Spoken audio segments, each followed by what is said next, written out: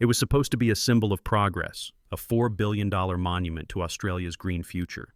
But today, the Golden Plains wind farm project looks more like a battleground.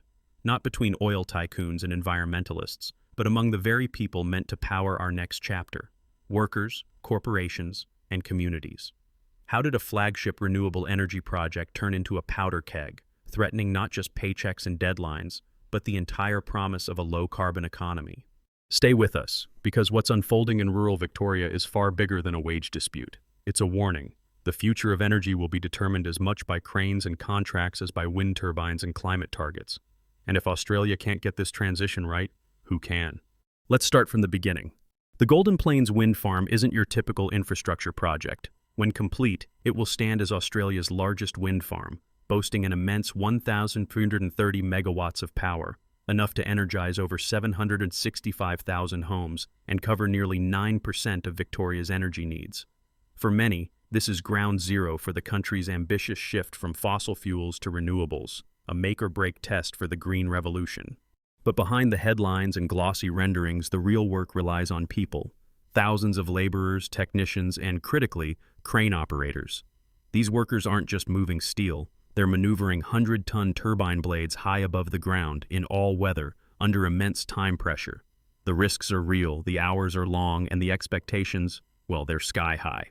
In Australia, this workforce is represented primarily by the Construction, Forestry, Maritime, Mining and Energy Union, or CFMEU. If you haven't heard of them, know this: they're not just a union, they're a powerhouse, with over 100,000 members and a history of hard-won victories for workers' rights, better pay, and improved safety standards. Their influence in the nation's multi-billion-dollar construction and resources industries is unparalleled. As Australia's renewable energy sector explodes, traditional industrial relations are being put to the test like never before. The Fair Work Act 2009 sets the stage for bargaining, strikes, and dispute resolution. Enterprise bargaining agreements, or EBAs, are the negotiated backbone of pay and conditions. But in the rush to build, cracks are appearing. The Golden Plains wind farm is where these challenges have crashed headlong into reality. Here's what's happening. In late 2024, the CFMEU began months-long negotiations with BMS, a Danish company contracted to supply and operate the cranes for the Golden Plains project. The core demand?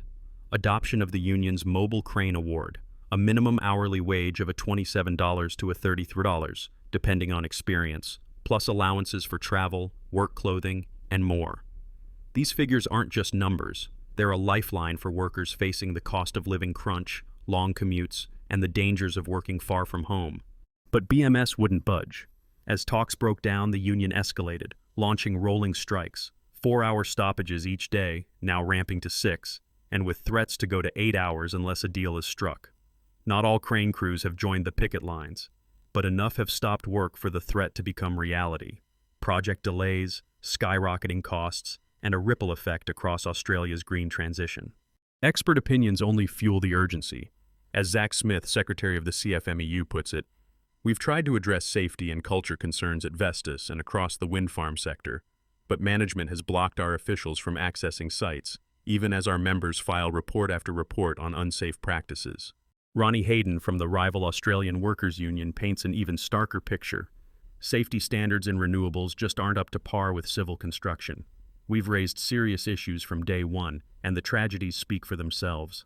And they do. The urgency isn't just about money. In October 2024, a turbine blade struck a crane boom on site, a near miss that could have been catastrophic.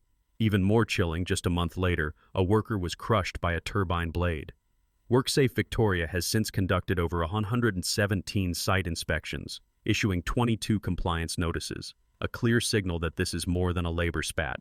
Lives are at stake. The stakes, of course, aren't limited to the workers. The ownership web spans the globe. TAG Energy, with an 85% stake, is a key player in the international renewables race. The other 15%? Inca Group, the parent company of IKEA, of all things. With such deep-pocketed global investors, the pressure to keep the project on schedule and burnish their green credentials is immense. But labor relations, safety, and community engagement were never going to be easy lines on a balance sheet. And that's before you factor in the wider context. Labor shortages plague Australian construction, with 91% of builders calling it their top challenge. This gives unions enormous leverage, but it also means every day lost is a day Australia falls behind on its climate goals, and every dollar over budget is ammunition for critics of renewable energy investment. It's a precarious balancing act. But why are these disputes boiling over in renewables specifically? In part, it's because the sector is growing so fast that regulation and safety culture can't keep up. Projects are often in remote locations, where site oversight is patchy and the stakes are high, both financially and physically. And let's be honest, many developers are racing to the finish line. In the words of Danny Nielsen from Vestas, efforts to meet with unions weekly are ongoing, but not every specific incident is addressed as quickly as it should be. That admission alone should make us pause. Are companies prioritizing speed and cost over the people on the ground? Yet it's not just about insiders. The community impact is impossible to ignore. Farmers like Russell Code have found turbine debris littering their land, with no clear assurances it won't happen again. For neighbors like Adam Walton, the wind farm's buffer zones restrict his own property development, pitting renewable energy goals against the rights of landowners. Local business owners like Helena Kirby see some upsides, community grants, local spending, but the tension is palpable, the sense of being steamrolled for the greater good undeniable. Here's where the conflicts collide. On one side, workers demanding fairer pay, safer conditions, and a culture that values their contribution beyond the bottom line. On the other, massive corporations and international investors, under pressure to deliver green energy fast and at scale. Every delay dents profits, investor confidence, and Australia's ability to hit its ambitious renewable targets. And swirling around them, local communities, sometimes benefiting, often feeling ignored or endangered. When turbine debris appears in your backyard, the promise of clean energy feels a lot less inspiring. Amid all this, broader labor shortages add fuel to the fire. With skilled crane operators in short supply, unions hold even more bargaining power, but so do workers willing to cross picket lines or work under riskier conditions for a paycheck. It's a recipe for fragmentation. Some see this as the growing pains of a green economy. Others see warning signs. What happens if Australia's biggest renewable project collapses under the weight of its own conflicts?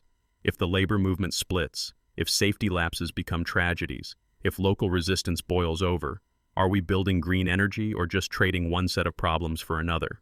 Many experts warn that unless these disputes can be resolved with fairness and transparency, the renewable transition could lose public support, derailing the very climate ambitions it's meant to serve.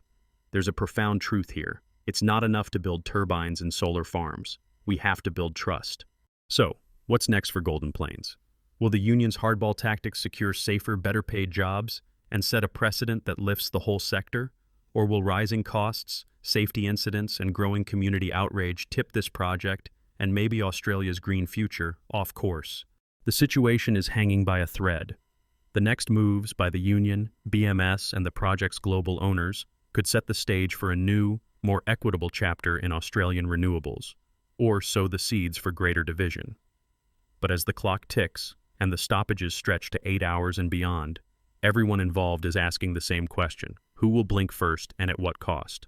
As the crane operators' strike at Golden Plains stretches on, the stakes have never been higher, not just for the workers on the picket lines, but for the entire direction of Australia's renewable energy future.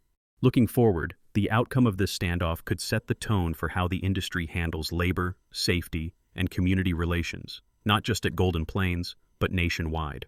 Industry insiders and energy analysts are watching closely, and the scenarios unfolding here could ripple outward across the sector.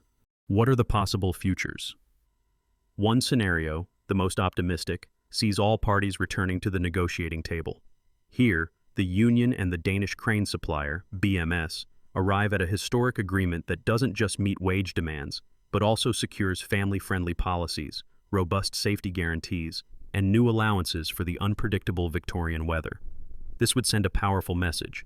The clean energy transition can and should uplift everyone involved, from the global investor to the local worker.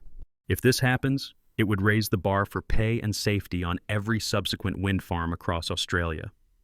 Other renewable construction projects, looking to avoid similar costly stoppages, could preemptively strengthen their own agreements. Experts from the Australian Workers' Union argue that what happens at Golden Plains is a test for the whole sector. If we fix safety and fairness here, we can fix it everywhere. But there's a darker path too. Continued deadlock would mean more lost days, ballooning project costs, and possibly missed targets for Victoria's renewable energy transition. Each day, cranes sit idle on the wind-blown plains. 765,000 households come closer to missing out on clean electricity. Frustrated community members, already wary after turbine debris landed on nearby farms, may turn their skepticism into outright opposition, sparking legal challenges or emboldening anti-wind farm campaigns. This has happened before. In South Australia and New South Wales, wind farm projects delayed by community backlash saw investment dry up, and jobs that could have revitalized rural towns simply evaporated. For Golden Plains, that risk is real. Project costs have already soared into the billions, and each week of disruption translates to millions in delays and unforeseen expenses. And then there's the wild card: changes in regulation. WorkSafe. Victoria's 117 site visits and 22 compliance notices indicate mounting government concern. The tragic fatality last year underscored the cost of inadequate standards. Should the dispute push regulators to introduce industry-wide safety reforms, the compliance burden for every renewable energy developer will rise. But so might public trust. Safety regulations in renewables still lag behind civil construction, says Ronnie Hayden from AWU Victoria. We need standards that fit new technology and the new scale of these projects. The industry can't afford another tragedy. Technological innovation could play a role here too. Newer, smarter cranes with automated safety checks, wearable trackers for construction staff, and AI-driven systems to monitor site risks 24/7 might become not just optional, but mandatory. Companies able to adapt quickly to these tech demands could gain a competitive edge, attracting both investment and skilled labor. But Golden Plains is not just a test of technology or contracts. It's a test of the social contract that underpins Australia's clean energy future. If workers and communities feel shut out, the push for renewables may stumble. But if they're made partners, if their welfare, safety, and livelihoods are seen as core to the industry's mission, then the sky's the limit. So what does all this mean for you, whether you're a worker, a local resident, a business owner, or simply someone who cares about the future of energy? The lessons from Golden Plains are clear and urgent. First, the clean energy transition isn't just about swapping coal for wind or solar. It's about building a new economy, one that can only succeed if it's fair, safe, and inclusive. If workers are left behind, or if communities feel disregarded, progress will slow or even reverse. The Golden Plains strike is a reminder that technological progress is nothing without social progress. Second, workplace safety matters more than ever. Renewable energy construction may look green, but it's still heavy industry. The tragic incidents at Golden Plains are a sobering call for stronger training, smarter supervision, and investment in safety from both government and private sector players. If you're involved in this industry, push for the highest standards. If you're a policymaker or community leader, don't accept shortcuts. Third, true community engagement is essential. The friction seen in Rokewood and surrounding farms shows that local buy-in can't be taken for granted. Energy companies and governments need to offer more than just compensation. They must deliver genuine partnerships, listen to grievances, and invest in local priorities. For Golden Plains, that could mean more direct grants, infrastructure upgrades, or even guarantees against future environmental impacts. And for Australia as a whole, watching the Golden Plains saga unfold offers a roadmap of what to demand from future projects. If you're in a community eyed for wind or solar installations, ask tough questions. How are workers treated? Are safety standards enforced? What benefits will locals see? Use the Golden Plains experience to hold developers and politicians accountable. The industrial action also highlights the growing power of organized labor in the clean energy sector. Australia's chronic labor shortages mean skilled workers can and should push for better. This is a moment for unions and workers to shape not just their own livelihoods, but the moral foundation of the nation's energy transition. Now, as we reach the finale, let's return to our central question. Will the escalating dispute at Golden Plains end in a breakthrough for both workers and renewables? Or will it cast a shadow on Australia's clean energy ambitions? Based on all current evidence, the answer is still in the balance.